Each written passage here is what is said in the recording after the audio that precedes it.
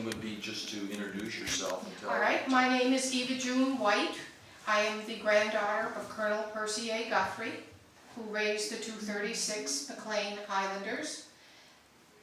And I have donated some articles to this museum from him. And how did you come across the collection of artifacts? We lived in a home that my grandfather bought in Norwell, and all his material objects were left in the home.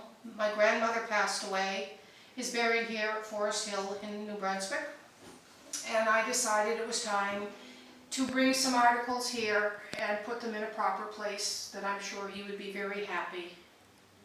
And my son and my two grandsons came with me and made it possible for me to have this wonderful day and be treated so nicely. And so these were photos that hung in his home In his home, Norwell, yes. Massachusetts. There was not one wall that did not have some type of a picture of himself or his military units. And you said too that he also had a lot of other kinds of memorabilia, shells and We postcards. had First World War shells. Everything was made out of them, from planters to umbrella stands, golf club stands that he had. The whole house was just filled with the 236. Yes. Including some of the tartans. The McLean tartan, the hunting, and the red, which is the McLean. We had his den, which had his swords, his guns, a helmet that had a bullet hole in it. And when I was a child, my brother and I used to play with the swords as though we were dueling, and I used to cross them and pretend I was doing the sword dance. Today you wouldn't see that, but back in my day we did it. And so he bought the house in Norwell Yes. after they moved to Massachusetts. Yes, in the 30s, during the Depression, then when the Americans were having their Depression. He bought it and he paid cash. And he, when he was the last years of his life, you could go in the woods, and of course this was before chainsaws. He had a crosscut saw and a sawhorse, and you could see where he had cut the wood from the trees, and they were there as though he had just left for the weekend.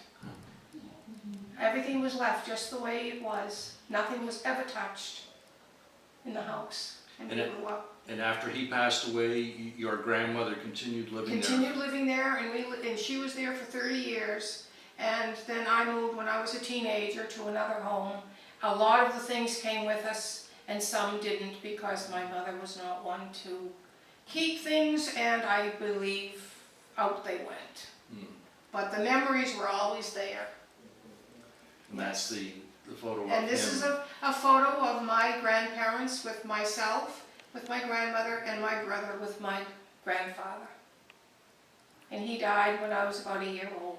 And this is a picture that I really cherish. They didn't have too many, but I really would like to have it up here, because then others can know that he had grandchildren. So that's Colonel Guthrie. Yes.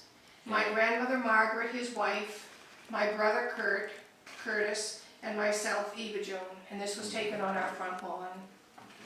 And if you do go to the cemetery, you will see that I was in charge of writing my grandmother's obituary and the inscription, and it said, "Our Grandma."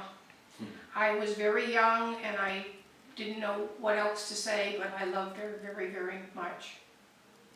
So it says, "Our Grandma" on the side of it. Yes. And so you were just a baby when he I was passed about away. a year old when my grandfather passed away. Yes. Yes. But in the house, you would have thought he had just stepped out. Nothing was ever moved or touched. Everything was just the way it was. Until your grandmother moved out. Yes. Yes.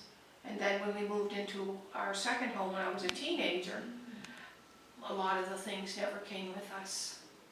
But I tried to save as much as I could, and I do have a lot more in my home that I would like to unpack and bring up here, like the swords.